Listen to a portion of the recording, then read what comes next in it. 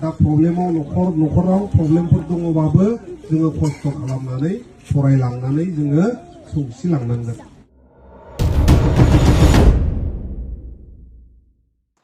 खुलुमबाय रायजोफोर, गिबिसिनथाराव बिथांखिफ्ल' इउटुब चेनेलनिफ्राय रायजो राजा बयनिसिमबो बेलासि समनि गोजोननाय बावहरनाय जाबाय।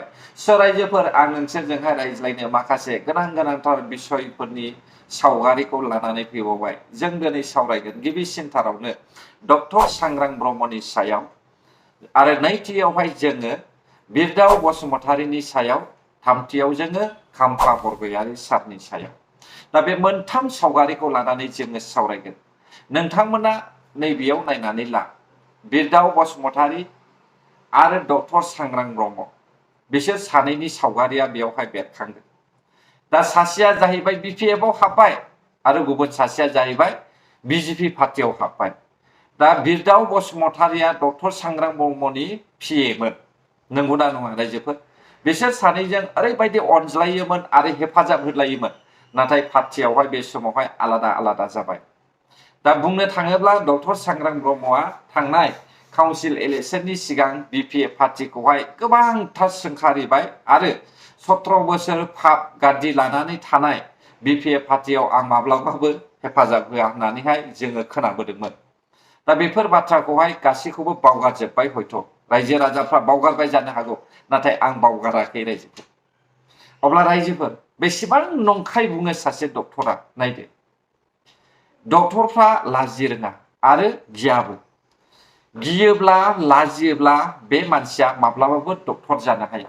थिग बेबायदिनो दिनैनि समाव जोङो डक्टर सांग्रां ब्रह्मनि साननाय हनाय, मावनाय दांनाय, आखल आखु गासैखौबो जोङो नुनो मोनबाय। पलिटिक्सआवहाय बिथाङा एकमात्र फैसाखौल' होसोदों, हारिखौ नङा। हारिनि मोजां खामानि मावनानै होनो थाखाय नङा, मावनो हागौ बियो गावनि गामिनि थाखाय अनसायजानाय बायदि, नाथाय बर' रायजो राजानि थाखाय बियो खामानि मावनो ओंखाराखै। गाद्दि मोनगयोब्ला रायजो राजाफोरखौ डक्टर सांग्रां ब्रह्मआ सिनायनाय नङा, बेखौ जोङो दा नोजोर होनानै नुगासिनो दङ। आरो बिरदाव बसुमतारीयालाय मा? बेलाय एकदमबारे मामुलिसो, खुनु जेबो खामानियावनो गैया। बेखौ बुंनानै जेबो लाब गैया रायजोफोर। दानिया बे समावहाय थामथियाव जोङो फैदो खाम्फा बरगयारी सार। खाम्फा बरगयारी सारनि नैबे सावगारिया बेसेबां सैथो आं बेखौ मोनथिया, नाथाय ससियेल मिडियायावहाय आङो नै दिनैनिफ्राय मैयानिफ्रायनो नुदों, दिनैनिफ्राय नङा मैयानिफ्रायनो नुदों, बिथाङा रिजाइन होनायनि जोङो नुनो मोनदों। नाथाय सावगारिया बेसेबां सैथो बेखौ मिथिया। फारसेथिं प्रहलाद ब्रह्मआबो बुंदों खाम्फा बरगयारी सार आरो दावबायसा बर' सार आरो राकेश ब्रह्म सारमोनखौहाय BPF पार्टियावहाय बोबोनायनि बाथ्रा बुंदों। नाथाय बिनि उनावनो जोङो खाम्फा बरगयारी सारनि बेबायदि रिजाइन लेटारखौ नुनो मोनदों रायजोफोर। दा बेयो बेसेबां सैथो आं मिथिया, नाथाय खाम्फा बरगयारी सारा सासे BPF पार्टिनिनोखा, आरो BPF पार्टियाव बियो थांफिनदोंब्लाबो बिथांखौहाय BPFनि CMआ माबोरै बजबदों आं बेखौहाय मिथिया रायजोफोर। नाथाय बै समावहाय सिनाया होननानै बुंखादों, बेखौहाय नोंथांमोना बयबो मिथिखागौ।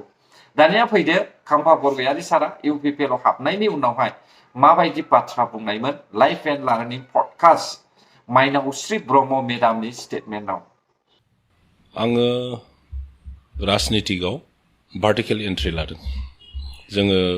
BLT सिगाङाव एबसुमोन, एबसुनि साफा भलन्टियार जानानैनो बडलेण्ड मुभमेन्टआव पार्टिसिपेट खालामनाय जादोंमोन।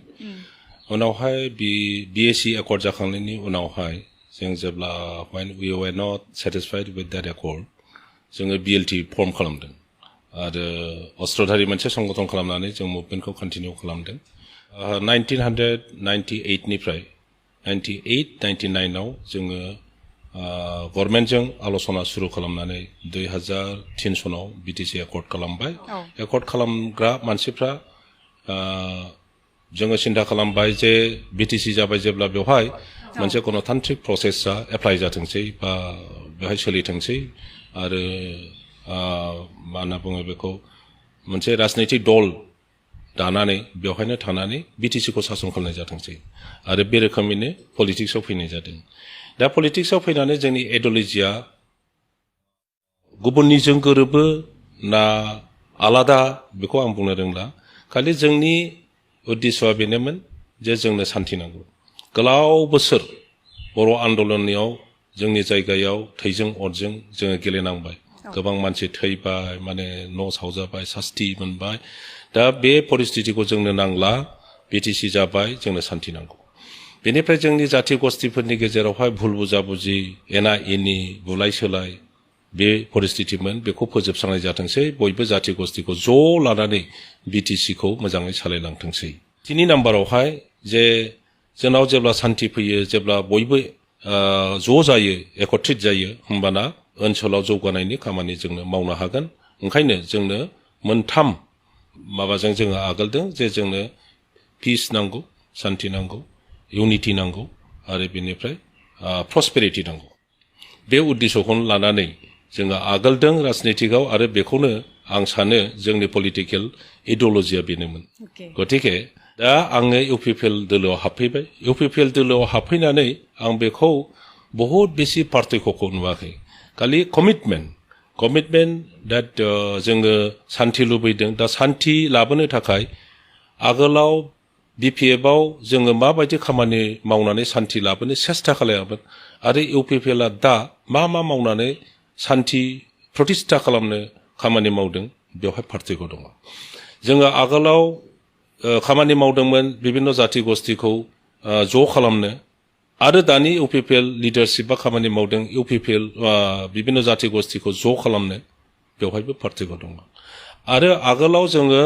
इनफ्रास्ट्राक्चार इक'नमिक इनफ्रास्ट्राक्चार एडुकेसनेल इनफ्रास्ट्राक्चार हेल्थ इनफ्रास्ट्राक्चार एग्रिकालचार इनफ्रास्ट्राक्चार जों मथथे इक'नमिक इनफ्रास्ट्राक्चारफोरखौ जोङो जेसेबां हायो निर्माण खालामनो जों सेस्था खालामदों आरो ससियेल इनफ्रास्ट्राक्चारफोर जोङो निर्माण खालामनो सेस्था खालामदों आरो दानि इउपिपिएल सरकारा बेफोरखौ मोनसे परिकल्पना लानानै खामानि मावदों एखे खामानिखौनो मावदों नाथाय बेनि गेजेरावबो पार्थक्य दङ ओंखायनो आं फंसेयाव बेखौनो बुंगोन जे बिपिएफआव थानानै जि खामानि मावबोदों दा इउपिपिएलआव थानानै बांसिन खामानि मावनो हानायनि स्कप आरो अपरचुनिटिखौ आं नुदों सार बेयावनो आङो एड खालामनो सानबाय इउपिपिएल हान्जानि इउनिक गामा बेलेग हान्जानिख्रुइ इउनिकनेस इउपिपिएल बे जाहैबाय इउपिपिएलआव बयखौबो लानानै सावरायनाय जायो जिखुनु इस्यु जिखुनु समस्यानि सायाव जिखुनु पलिसिनि सायाव आंनि नुनायाव इउपिपिएल लिडारशिपआ ज' जिरायो आरो बिनि पजिटिभिटि नेगेटिभिटिनि सायाव डिसकासन जायो प्रेजेन्टेसन होलायलायो आं बेखौ नुनो मोनदों आरो जाय व्यक्तिनि बाहाय सोरबा व्यक्तिनि पार्सनेल क्रेडिबिलिटिनि खोथा फैया बेवहाय जायानो थिग बेखौ एक्सेप्ट खालामलायनाय जायो नाथाय बिपिएफआव बे सुबिदाया गैया बिपिएफआ जाहैबाय वान मेन पलिटिकेल पार्टि बेवहाय हाग्रामाया जि बुङो बेनो बांसिन सोलियो गाव साननायजों बियो खामानि मावो गाव साननायनि बाहेरा सोरबा बुङोब्ला साबसिन आइडिया होयोब्लाबो बियो बेखौ गोरलैयै एक्सेप्ट खालाया जा गनायनानै लाया जायनि थाखाय सेनियर लिडारशिप बिपिएफनि बिसोरो एसे आनइजि फिल खालामो आरो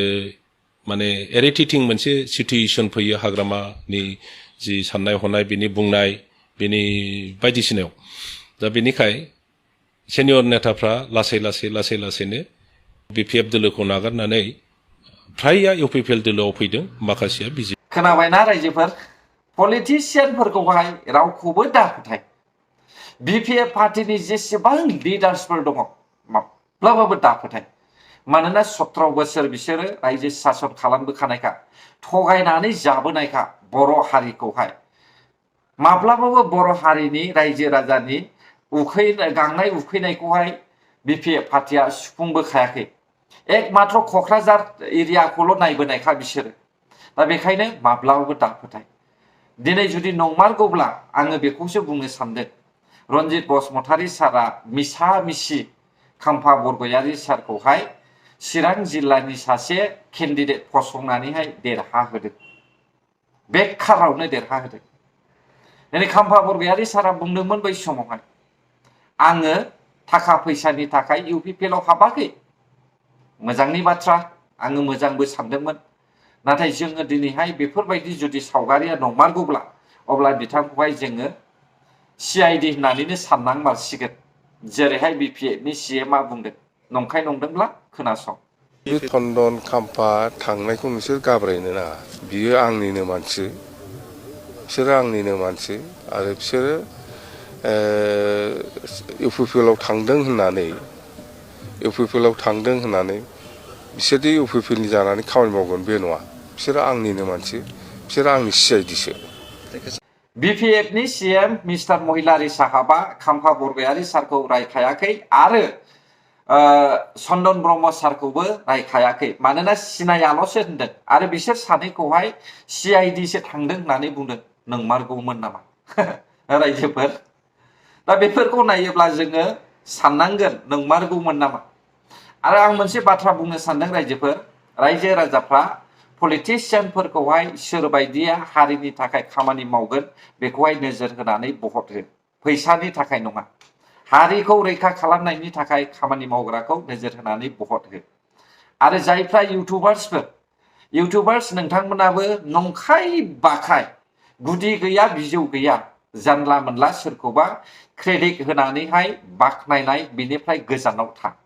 नंगौ पलिटिशियानफोरनि गोसोखौहाय आन्दाज लानानै आरो बिसोरनि मावनायखौहाय नायनानै ससियेल मिडियायावहाय फोसावनानै हो जेन' मोनथियै रायजो राजाफ्राबो मोनथिनो हानाय बायदि ना मा बुङो रायजो राजा नोंथांमोन ना आंनि बुंनाया गोरोन्थि जादों नामा नोंथांमोननि थाखाय अब्ला रायजोफोर जुदि नोंथांमोना आंनि बुंनायखौ गोरोन्थि मोनदोंब्ला आंखौ गावनिनो बर' फिसा होननानैहाय निमाहा होब्लानो जाबाय नंगौ आं जेबो मावनो रोङा नाथाय आं खुगाजों रायजो राजाफोरनोहाय इनकारेज होनो आंनि गोसोआ जेब्लायबो थुलुंगा होयो बेखायनो आङो इउटुबावहाय भिडिअ बानायनानैहाय बर' हारिनि थाखाय माखासे बाथ्राखौ फोसावनानै होनाय जायो गोजोन्थों अब्ला रायजोफोर जायफ्रा आंनि भिडिअखौ जोबजासे नायबाय बर' हारि जै जाथों जय बर' हारिनि